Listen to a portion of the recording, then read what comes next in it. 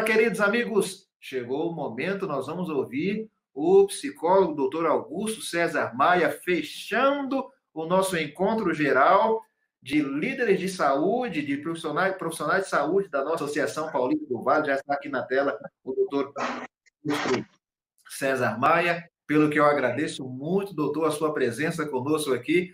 Domingo de manhã, eu puxando o seu cobertor para falar aqui, um friozinho gostoso. Deus te abençoe. Muito bem-vindo, doutor Augusto César Maia. Vai nos falar sobre saúde mental em tempos de crise. Ouçam, porque é muito importante. Bom dia, doutor.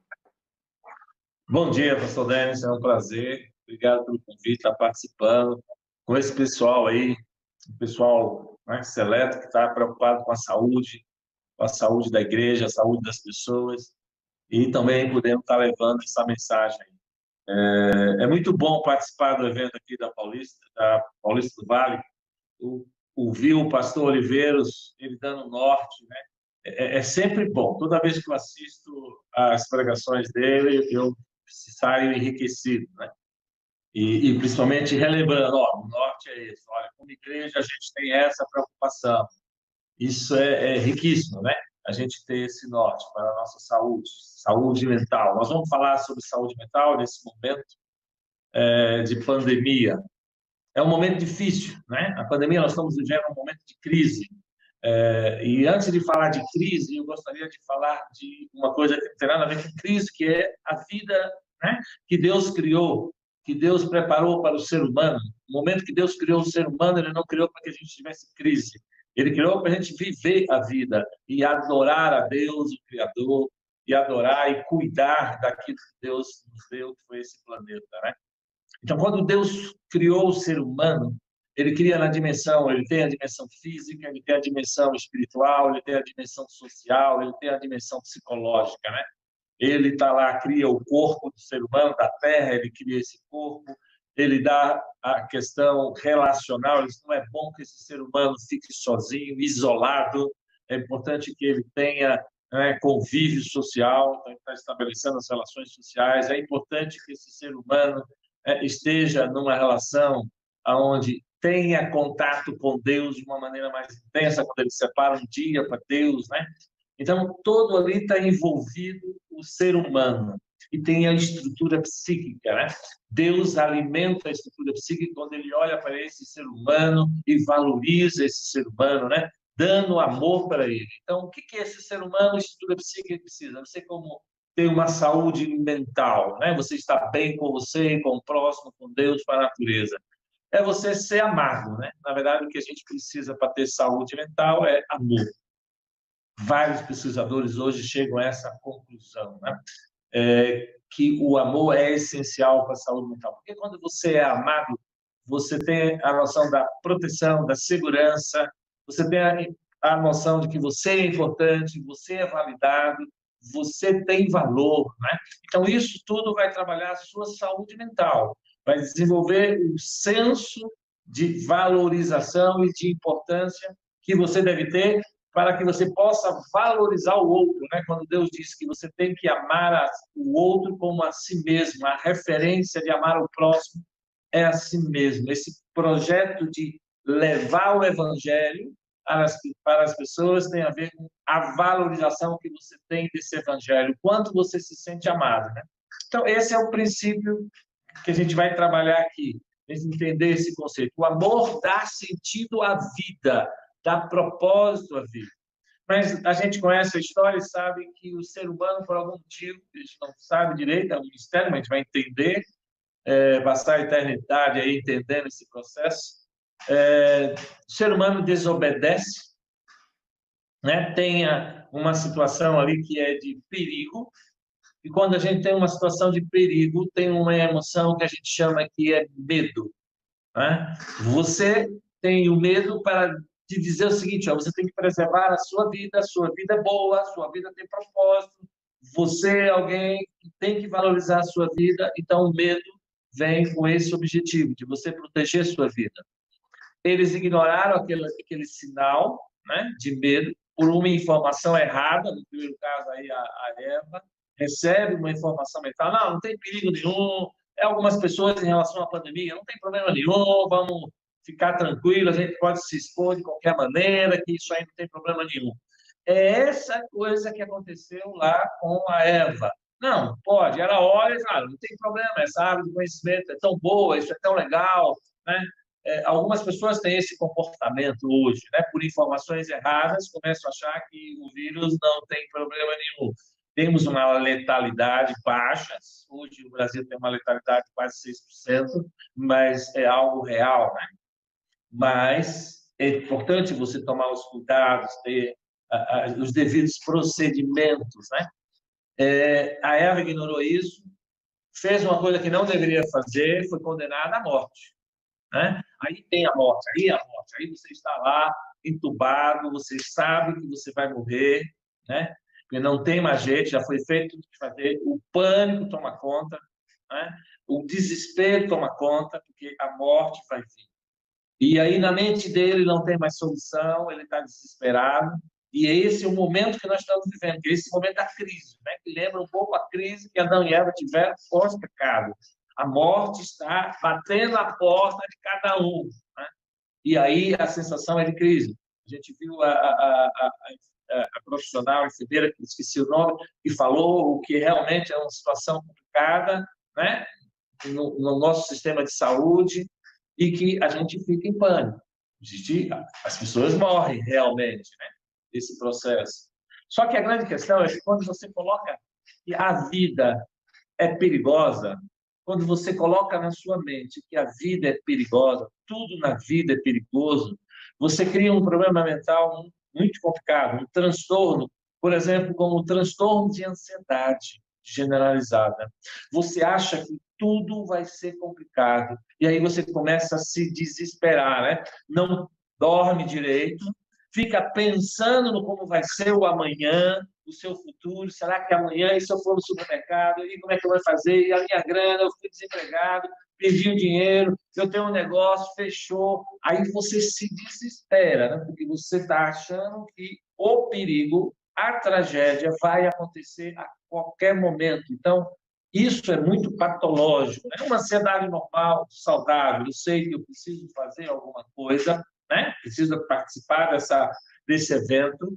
Então, eu tenho que pensar no evento que eu vou fazer, mas eu penso numa visão amorosa. Então, eu sei que eu sou uma pessoa que Deus me dotou, né? A imagem e semelhança dele, a gente tem capacidade de ler, estudar, e a partir daí eu vou ler, vou estudar, vou me preparar para estar aqui conversando com vocês. Então, eu não me desespero, porque eu não estou conduzido pelo medo. Eu não fico aqui pensando, né? Eu fiquei pensando uns 2, 3, 4 dias atrás, nossa, será que eu vou falar direito? Será que eu não vou falar? E se acontecer alguma coisa? E se eu esquecer as coisas? E se eu não falar as coisas direito? Isso é uma ansiedade patológica. A ansiedade normal é a que você deve ter frente a uma situação futura que você tem que se preparar, mas sem desespero. Normal.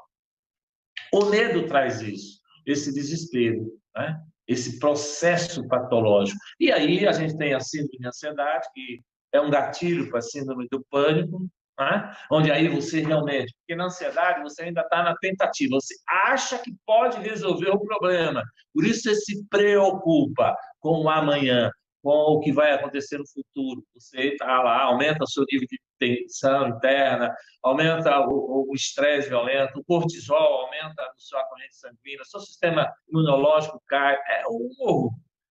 Agora, quando você entra em pânico, é assim, você já paralisa, você não faz mais nada, você nem quer sair de casa, tem gente que está em casa, trancado, né? A gente viu algumas dicas aí, por exemplo, abrir janela para deixar o ar entrar, tem gente que nem abre a janela para não deixar nada entrar, porque o perigo já é algo tão real que ele acha que vai acontecer em qualquer situação, ele está em pânico, né? É tudo fechado, não tem luz do sol, não tem contato com ninguém. Eu tenho um paciente que está lá com a carne viva na mão. A mão está em carne viva porque ele, tudo que toca, ele tem que lavar. Tocou o rosto, tem que lavar. Tocou alguma coisa, tem que lavar. Então, o pânico está tomando conta de uma tal forma que ele não consegue mais ter racionalidade, né? Você vê, isso tudo é um medo. Ele está sendo movido pelo medo. Quando a gente diminui o amor, o medo toma conta dessa forma, é extremamente patológico, né? Imagina agora, voltando só para a gente entender a cena no paraíso, para entender a solução do processo. Adão e Eva estavam em pânico. Deus aparece. Eles se escondem, como algumas pessoas estão escondidas hoje, que não querem ter contato com nada para não serem contaminadas com o vírus. Então, o pânico é desesperador. E aí Deus aparece. Na cabeça dele, o perigo está lá presente. Deus vai vir me matar. Deus é mau. Deus não me protege. Não tenho mais o amor de Deus. Quando a gente perde a noção do amor, aí a gente complica a vida, né? Quando a gente perde a noção do amor, complica a vida. Porque aí o medo toma conta. O medo, pessoal, não é uma coisa ruim, é uma emoção saudável para te dizer o seguinte: tem um perigo, você deve, de fato, se prevenir disso. Como Deus falou, tem uma árvore que não é boa, não vá lá, não converse, não coma. Então você tem que se afastar. O problema é quando o medo toma conta, o pânico toma conta. Aí você tem sérios problemas mentais, né? E aí a gente começa a entender o processo de que eu preciso, nesse momento, estar me abastecendo de amor e não do medo, né? Porque aí Deus vem e traz a mensagem do amor daquela pessoa que está morrendo de medo, pânico, achando que vai morrer, né? E aí Deus falou: olha, meu amigo, não dá para viver assim, sem amor. Vocês estão doentes dessa forma. Olha como vocês estão, um acusando o outro, um brigando com o outro, um querendo que o outro faça dificuldade, né? Porque no fundo o que Adão fez, olha, o problema é se você quer me matar, mas mata ela, porque ela foi o problema, né? Se eu tiver que matar alguém, mata ela. Você entendeu? A gente está hoje assim, um querendo matar o outro, um querendo brigar com o outro, ou então a gente fica numa postura extremamente egocêntrica, né? Eu penso em mim, no meu bem-estar, eu estou preocupado comigo, com o meu eu, com a minha família, né? Que se dane o resto. É uma estrutura extremamente patológica, dominada pelo medo. Então Deus traz, ó, para você não se tornar tão doente assim, estou trazendo uma coisa que é importante. Ele vai lá, mata o cordeiro, faz pele, com a pele faz a roupa e entrega o amor. Ó, esse é meu amor por você. Você vai ter que viver sobre esse amor para não desequilibrar. Porque se você não tiver meu amor, você será desequilibrado. Esse amor está escrito lá em João 3,16, que Deus diz: olha, eu amei tanto o ser humano que dei meu filho para que você não pereça de medo, para que você não morra de medo, mas tenha vida eterna, tenha saúde, tenha sanidade. Olha que Deus fantástico, né? Ele nos ama, né? Isso é importante. Então Deus está dizendo o seguinte: nesse momento de pandemia, de crise, Deus está dizendo que a gente precisa resgatar, né, esse conceito de amor. Isso é importante. Mas se a gente for ver lá na Bíblia, tem um versículo na Bíblia que fala uma coisa assim, lá em Mateus 24. É Jesus falando, né, sobre a vida dele. E aí os discípulos estão perguntando, mas e quando é que vai acontecer? O que vai acontecer quando o Senhor vir? E fala. E ele vai contando várias coisas, mas o que me chama mais atenção ali é uma coisa, não é terremoto, não é prisão, não é nada disso. Tem uma coisa que ele fala que é terrível, mas a gente não fala muito disso, nos sinais, né? Ele não está falando de coronavírus, ele não está falando nada disso. Você sabe o que ele está falando?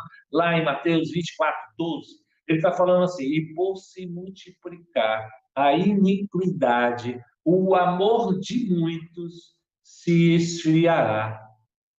Ele está dizendo o seguinte: nos últimos tempos, a gente vai estar tão comprometido, que o amor vai se esfriar. Se o amor se esfria, sobe o medo. Tá? Aí vamos ter muito medo. E o medo torna a gente extremamente egoísta, egocêntrico, aumenta o nível de ansiedade, aumenta tanto o nível de ansiedade que o mundo hoje, 30% da população do mundo tem transtorno de ansiedade. O Brasil tem 9,3%, quase 10% da população brasileira tem transtorno de ansiedade. Na verdade, o brasileiro é campeão em ansiedade. Nós ganhamos em primeiro lugar no mundo. O país que tem o maior nível de ansiedade do mundo é o Brasil. Olha que absurdo. E ele está dizendo, lá em Mateus, olha, por multiplicar a iniquidade, o amor de muitos se esfriará. Então, se o amor esfria, vai aumentar a quantidade enorme de transtorno de ansiedade, né? Tanto o transtorno de ansiedade vai aumentar enorme quantidade de pânico, depressão, porque o transtorno de ansiedade normalmente vem acompanhado também do pânico, da depressão, porque a depressão é um processo assim, um ansioso, ele ainda está lutando contra o perigo, né? O pânico está paralisado frente ao perigo, já está morrendo de medo, literalmente, então ele paralisa, e o depressivo está assim, ele desiste da vida. É tudo perigoso, então eu vou desistir, não vou lutar. Eu não saio mais do meu quarto, não tenho mais razão de viver, não tem mais graça que nada, a vida não tem mais sentido. E muitos pesquisadores hoje têm um livro chamado Corpo e Depressão, um psiquiatra chamado Alexander Lowen. Ele diz o seguinte, que a depressão, o antídoto natural para a depressão é o amor. Ó, o amor. Que interessante, né? Parece que a gente tem uma dificuldade de entender esse processo, né? Então, quando a gente recebe isso, a gente melhora a nossa qualidade, né? Quando eu sinto que eu sou amado, uma criança amada, ela tem segurança. Uma criança amada, ela se valoriza. Então, ela vai cuidar do seu corpo. Todos esses remédios da natureza que Deus colocou aí, ele vai usar. Se a água faz bem para o ser humano, como eu me amo, né? Eu recebo o amor de meus pais, recebo o amor do meu Deus, então eu tenho que me valorizar, o meu corpo é o templo de Deus, né? Eu vou ter uma alimentação mais natural, né? Procurando coisas que facilitem a minha vida. Olha, a minha mente, como ela é importante, né? Nesse processo, ser alimentada emocionalmente, né? Ter o equilíbrio emocional. E aí a gente gostaria de fazer uma reflexão no que está na Bíblia, lá em Mateus 6, 25. Porque aqui Deus tá falando de um transtorno, né? De um transtorno mental. E ele está dizendo como trabalhar esse transtorno mental, né? E eu gosto muito da palavra de Deus quando ela trabalha, né, os transtornos mentais e desenvolve isso. Pena que a gente não consiga colocar tudo isso em prática. Ele está lá, ele está dizendo com a gente lá em Mateus 6, 26, ele só, por isso vos digo, não andeis ansiosos pela vossa vida, né? Não andeis ansiosos pela vossa vida. Ele está dizendo para mim, para o senhor, por que você está ansioso? Ah, Augusto, tá fácil não, tá complicado. Estou passando dificuldade em casa. Mas pensa numa coisa, a crise, ela vem mostrar para a gente, sabe o quê? Aquilo que eu não trabalhei. Eu deveria ter trabalhado um monte de coisa na minha vida e não trabalhei. A crise vem, ó, se você tivesse trabalhado, você não estaria em crise, não teria problema, não estaria ansioso, preocupado. A crise vem mostrar para mim que, por exemplo, eu sou um cara que não tenho estrutura financeira, não trabalho com educação financeira, eu gasto mais do que ganho. A crise está dizendo para mim, você nunca economizou, você nunca guardou, fez uma reserva. Se você tivesse feito uma reserva, você estaria tranquilo aí para ficar 6, 1 ano. Mas você não consegue se administrar financeiramente, apesar da igreja ter curso de administração financeira, mas a gente não se interessa por isso. Aí a crise vem e fala, agora é hora, né, de você ter tido isso, não fez, né? A crise vem dizer para você o seguinte, olha, você deveria ter tido uma relação melhor com a sua esposa, com o seu esposo, né? Vocês deveriam aprender a conversar, a se relacionar, a ter momentos juntos, muitos momentos juntos, porque agora você não sabe o que fazer, você está em casa com ela, com ele, e agora está desesperado, porque você está nervoso, não sabe conversar, não tem momentos juntos legais. Olha a crise está pegando no meu pé, né? A crise está dizendo para mim, olha, você deveria saber lidar com seus filhos. Filhos, quem educa são pais, não é a escola, não é o professor, é você. Aí você está desesperado em casa porque você tem um monte de filhos, está lá 4, 3 filhos, e eles correm para lá, querem brincar, pai, vamos conversar, você está lá trabalhando, vamos off. E aí, de repente, ele aparece para brincar, você fica nervoso, você não tem tempo de qualidade para com ele, e ele cobra de você porque você está em casa. E aí você não sabe, fica desesperado. Não acredito que esses meninos fazem isso. Nossa, mas é muita correria, esses caras é demais, não param quieto. Pois é, deveria ter aprendido, né, a se relacionar com os filhos, porque a Cristo está cobrando de você o que você não fez e outras coisas, né? Como, por exemplo, eu poderia ter tido uma alimentação mais saudável, ter buscado colocar em prática os princípios que a igreja vem falando para a gente, que a gente acha uma chatice, e aí, de repente, né, a crise está dizendo, cadê a sua resistência? Abaixa, né? Você tem que tomar cuidado, porque se o coronavírus pegar, vai ser complicado. A crise está dizendo isso para você. Agora, quem tem uma resistência tranquila, não que não pega, mas ele está consciente da resistência dele. Então, a crise está aí para dizer para a gente que talvez a gente perdeu a nossa fé, né? Talvez perdeu a nossa fé porque a gente ficou esse tempo todo na igreja mais como um clube recreativo do que como um processo mesmo de falar da palavra de Deus, querer que essa palavra seja viva e real na minha vida e na vida do outro. A minha fé está pouca, né? Porque quando a gente é alguém que vai realmente levar a mensagem, aquilo que é o business da igreja, né? O fórum da igreja, pregação da mensagem, levar esse amor de Deus, isso requer muita dedicação espiritual, muita oração, muita prática, muita meditação. Não é fácil, mas agora Deus está dizendo para a gente, olha, você não pode andar com tanta ansiedade assim. Por que você está com tanta ansiedade? E ele diz, por que você está preocupado com o que vai comer, com o de beber, com a de vestir? E aí ele começa a fazer uma coisa que vai gerando saúde mental nas pessoas. Ele começa a dizer o seguinte, ó, não é a vida mais do que o alimento e o corpo mais do que a roupa. Deus vai colocando ali os padrões. Cara, essas coisas não são tão importantes. A vida é mais importante. Olha, pessoal, a vida é mais importante. O corpo é mais importante do que a roupa. A gente fica preocupado com isso. Por que ele trabalha isso? Porque ele vai falar uma coisa em seguida que é importante para o ser humano, né? No Mateus 6:26. Olhai para as aves do céu. Não plantam nem colhem, não ajuntam em celeiros. Contudo, o vosso Pai Celestial as alimenta. Não tem de vós muito mais valor do que essa? Deus está dizendo assim, olha, você tem muito mais valor do que uma árvore. Ele está dizendo para você, olha, cara, eu te considero, eu te valorizo. E quando ele está dizendo isso, ele está dizendo assim, eu te amo. Você não percebe isso?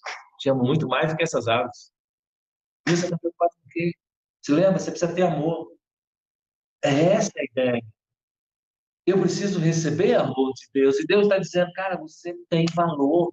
Muito mais valor do que uma árvore. Então, por que você árvore? Por que você está preocupado com isso? Então, se a gente quer resgatar realmente, né, a nossa sanidade, a gente precisa resgatar o conceito de ser amado. Então, Deus me ama. Ele está dizendo aqui, eu te amo, eu te valorizo, tanto te valorizei, eu mandei meu filho morrer por você. E ele lá em Romanos 8, se eu não me engano, 32, ele disse, mas se eu já fiz isso, mandei meu filho morrer por você, que outra coisa eu não posso fazer, que outra demonstração de amor eu não posso ter com você? Fala para mim. Cara, eu estou te amando. E quem ama, cuida. Quem ama, protege. Quem ama, livra da gente do mal. Quem ama, perdoa a gente, as nossas falhas, as nossas besteiras. Então, para de ficar se culpando, que vai gerar muito mais transtorno mental. E ele diz, olha, quem ama, transforma você. Faz você voltar para o foco. Ir para a relação que tem que ir. Olha que coisa fantástica, né? A gente tem um Deus tremendo, né? A nosso favor. E ele diz assim, eu preciso aprender a me apropriar disso, né? Deste amor de Deus por mim. Porque esse amor me dá senso de segurança. Eu me sinto seguro. Né? Eu sei que Deus está aqui cuidando de mim. É a noção que quando Deus pede para... Jesus pede para orar, ele fala assim, ó, quando você orar, você fala assim, Pai nosso, saiba que você tem um pai que cuida, não é um pai igual o pai aqui da terra, que de repente tem alguns pais que não estão nem aí para os filhos, só descobriram que tem filhos agora na quarentena, mas um pai realmente que cuida, que está protegendo. Aí, sabe, entende? Algumas pessoas querem técnicas para melhorar a ansiedade. Algumas técnicas têm a ver com o que a gente deveria já ter colocado em prática, né? Porque, por exemplo, você tem que fazer exercício. Uma respiração melhor requer você fazer exercício. A gente já ouviu isso várias vezes na igreja, fazer exercício. A gente tem que ter uma alimentação saudável. Olha, o cara que tem ansiedade, alimentação saudável. Ele tem que ter, deixar de estar sendo influenciado por coisas negativas, informações negativas. Nossa, informações negativas. O nosso Deus falou que tudo que for bom, tudo que for reto, tudo que tiver boa fama, aí coloca o seu pensamento. Tudo que a ciência hoje pede para a gente fazer para melhorar, né? A nossa qualidade de vida, enquanto transtornos emocionais, a Bíblia já diz, né? Então, Deus fala, pensa. Existem técnicas que, por exemplo, o cara pega um cartão com mensagens positivas, né? E diz, olha, pensa sobre isso durante o dia inteiro, mensagens positivas, e o cara recebe. Aí, sabe, eu receito para o meu paciente, quando ele está ansioso, eu receito salmos. Eu falo, ó, lê os salmos. E aí eu vou citando para ele alguns salmos, né? Olha, o primeiro salmos que eu vou citando é o Salmos 46. O Salmos 46 tem uma mensagem positiva tremenda, para ele ficar pensando nela todo dia, o dia inteiro, quando vier aqueles pensamentos, né? Porque eles vêm, os pensamentos, você já está condicionado a pensar que vai ter tragédia, que vai ter problema, que vai ter confusão. Aí o Salmos 46 diz assim, Deus é o nosso refúgio e fortaleza, socorro bem presente na angústia. Ah, que coisa, né? Aí ele fala assim, mas por que eu tenho que passar por angústia, Augusto? Porque eu sou um cara tão legal na igreja, eu tenho um carro na igreja, ajudo a igreja, por que a gente tem que passar por isso? Aí eu mando ele pensar no outro versículo, né? Mas não em Salmo, mas está lá assim, Deus falou assim, no mundo tereis aflição, mas tenha bom ânimo, porque eu venci o mundo. Ele fala assim, ó, no mundo tereis aflição, está passando dificuldade? Tá. Aí Deus falou, você vai passar, meu amigo, não tem jeito. Eu sou seu pai, te amo, mas tenha bom ânimo. Sabe por que bom ânimo? Porque eu sou seu pai. Eu estou te amando, eu não te abandonei, eu estou cuidando de você. Eu já estou resolvendo os seus problemas, mesmo que você ainda não esteja vendo. Por isso que fé é a certeza daquilo que a gente não vê. Por isso que a gente precisa, nos últimos tempos, estar desenvolvendo a nossa fé, né? A crise vem para mostrar para a gente, olha, é importante ter desenvolvido isso, porque senão, na crise, você se desespera. Aí a gente fica em aflição e não sabe lidar com ela. Mas como é que a gente pode ter bom ânimo na crise? Quando você é amado. Quando você tem a noção de que você é amado. E quando eu medito nisso, que Deus é minha fortaleza, né? Eu fico contente, né? Aí eu vou lá e faço assim, aquele pensamento que está lá em Salmos 91, que diz assim, aquele que habita no esconderijo do Altíssimo, a sombra do Onipotente descansará. Então, se eu busco com fé a certeza de que Deus me ama, Deus me cuida, Deus me protege, Deus me livra do mal, entendeu? Eu estou descansando, porque quem faz isso pode dizer, Ele é meu refúgio, Ele é a minha fortaleza, o meu Deus em quem confio. E certamente Ele te livrará do laço do passarinheiro e da peste perniciosa. Conhece peste perniciosa? Do vírus pernicioso. Pois é, quando eu vou sair ou quando eu vou fazer alguma atividade, a minha mente começa a ficar preocupada. Aí eu falo, Augusto está ansioso, não está se sentindo amado, Augusto. Então vai lá, vamos conversar com Deus, Augusto. Ele te ama, né? Vamos lá. E onde ele me ama? Veja, a palavra diz isso. Né? Aí algumas pessoas dizem, mas eu sou complicado, Augusto, eu faço coisa errada, eu não faço direito às coisas, eu devia ter feito essas coisas aí de saúde, não fiz. Aí Deus falou para você, mas eu te amo do mesmo jeito. Deus não te deixa de te amar porque você faz coisa errada, ou porque você não fez o que devia fazer. Deus diz, olha, eu te amei quando você ainda estava em pecado. Deus nos ama apesar de, e não desde que. Isso é extremamente importante para a sua saúde mental, porque senão a gente se cobra, não, mas olha, eu não fiz direito, eu vou desistir disso, eu não tenho o que fazer, eu não dá para fazer. Não, dá sim. Deus está lá trabalhando com você, né? E eu gosto muito, né, de uma outra versículo, principalmente quando eu estou nos momentos, né, que eu fico olhando assim, nossa, não tem saída, acabou. No começo dessa crise, A maioria dos meus pacientes falou, Augusto, não vou não. Todo mundo fechando. Ninguém querendo saber. Eu falei, não, acabou. E eu tenho que pagar minhas contas, tenho que pagar o consultório, tenho que pagar isso, tenho que pagar aquilo, né? Tem que comer, tem que fazer. Tudo que você tem que fazer. Aí começa a vir a ansiedade, a preocupação. Aí eu me lembro, Augusto, está se alimentando do medo, né? E agora? Você precisa do amor, Augusto. Aí eu me lembro, sabe do quê? Daquele Salmo 121. Eleva os meus olhos para os montes. De onde virá o meu socorro? O salmista está preocupado.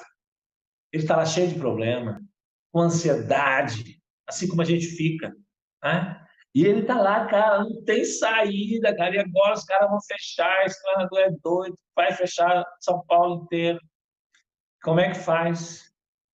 E aí, se eu não tiver o amor de Deus, cara, ou, né, o amor da sua família, que isso é importante também, né? O amor da sua esposa, o amor dos seus filhos, o amor dos seus amigos, né? O amor da sua igreja. Então, você tem todo um grupo de apoio que também te ama, né?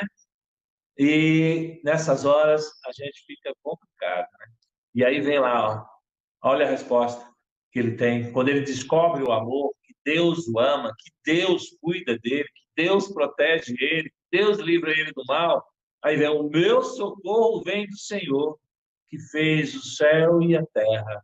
Ó, que fantástico, né? Você entende? Isso é saúde mental. Quando a minha mente se alimenta do amor dos meus pais, do amor da minha família, minha esposa, meu esposo, dos meus filhos, meus irmãos, meus amigos, da igreja.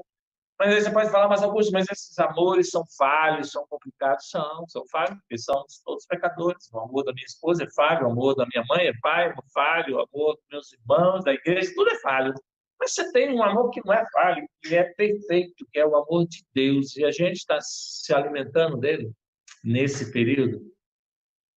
Nesse período, a gente está buscando o quê?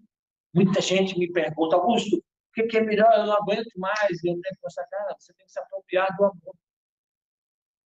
Aqui está a resposta, né? A palavra de Deus traz a resposta para a nossa sanidade mental. Isso é importante, né?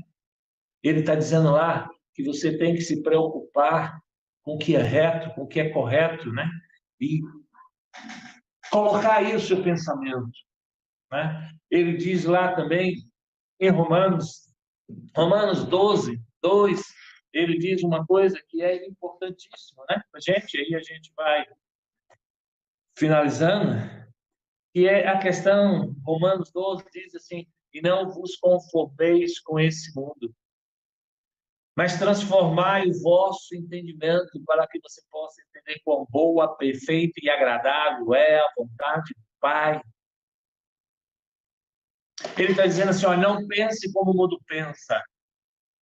É para não pensar como o mundo pensa. O mundo está pensando desesperado, o mundo está sem saída, o mundo está esperando a vacina. E como a vacina vai demorar, acabou, não tem mais jeito, estamos detonados. Né? E aí Deus fala, não dá para pensar assim. Você tem que pensar diferente, né? Você tem que pensar diferente. Você tem que pensar que você é amado. Apesar da crise, apesar da aflição, você tem que ter bom ânimo. Crise deveria ter bom ânimo. Isso não quer dizer que você não está passando pela crise. Isso não quer dizer que você está ignorando a crise. Não. Sanidade mental é tomar consciência da crise. Por isso que eu tomo os cuidados, tomo os devidos cuidados que eu preciso ter. Mas Deus está dizendo para você, ó, tenha bom ânimo, né? Tenha bom ânimo, acredite que eu te amo. Né? E quando você acreditar nesse amor, você vai perceber que a minha vontade é boa, é perfeita, é a melhor do mundo. Então você não vai ficar reclamando. Você vai ficar muito mais sereno, em paz, tranquilo, ter uma mente em paz. É isso que ele diz: a minha paz vos dou, mas uma paz completamente diferente da do mundo. É uma paz que, apesar da aflição, você está animado, né? Esse é o espírito que Deus está querendo que a gente tenha, e essa é a sanidade mental que Deus quer do cristão. Eu gostaria de passar essa mensagem na ideia assim que temos que viver isso, né? Esse é o processo, temos que viver isso. A crise veio mostrar que talvez eu não estava vivendo tanto isso. E aí agora ele cobra de mim, vamos lá, ou você vive isso ou você vai ter que ter um infarto, um derrame cerebral, vai deprimir, vai ter um AVC, vai estar ansioso. E eu não quero nada disso. Eu quero poder estar feliz, contente, apesar de, porque meu Deus me ama. E eu gostaria que você pensasse nisso. Eu receito isso para o meu paciente. Quer ter sanidade mental, está preocupado à noite. Sabe o que eu mando meu paciente fazer, pastor Denis? Eu falo assim, ó, deita e começa a pensar, e repete essas palavras. Deus me ama, Deus me cuida, Deus me protege, Deus me livra do mal. Fala isso umas 300.000 vezes, aí você vai ver que você vai dormir em paz, tranquilo, melhor que Rivotril. Que Deus possa nos dar essa paz. Eu gostei dessa frase, é melhor que Rivotril. Doutor Augusto, repete, por gentileza. Eu estou acompanhando aqui no Facebook. Nossa, o pessoal está se movimentando, está curtindo, comentando. Repete essa receita para a hora de dormir, que eu quero ver um pouco escrever. Qual que é a receita? Isso. A receita é essa, a meditar, né? Que as pessoas falam assim, você está com ansiedade? Medita, pega uma palavra e medita nela, e fica lá só falando ela repete 300.000 vezes, para você parar de se preocupar, né? Aí eu falo, ó, como cristão, então vai meditar nessas 4 palavras. Deus me ama, né? Deus me cuida, Deus me protege, né? Do mal, né? Excelente. Deus me ama, Deus me cuida, Deus me protege, Deus me livra do mal. Aqui, ó. Anotei no caderninho aqui. E aí, se você for dormir ainda com sentimento de culpa, acrescenta, Deus me perdoa, né? Anotei, Deus me ama, Deus me cuida, Deus me protege, Deus me perdoa. Eu vou usar essa receitinha para mim. Eu preciso dela. Doutor Augusto César Maia, renomado psicólogo do Estado de São Paulo, da Igreja Adventista do Brasil, professor de teologia, amado das igrejas aqui da APV, muito obrigado por sua participação conosco em nosso canal. Deus te abençoe. Eu, por mim, ouviria horas e horas sem fim. Eu sou um apaixonado por sua fala, pelos seus estudos, pela maneira calma como o senhor vai colocando os conceitos. Deus te ilumine cada vez mais. Deus te conduza. Ótimo domingo. Fica na paz. Receba o abraço aqui da turma toda da APV no Facebook e no YouTube.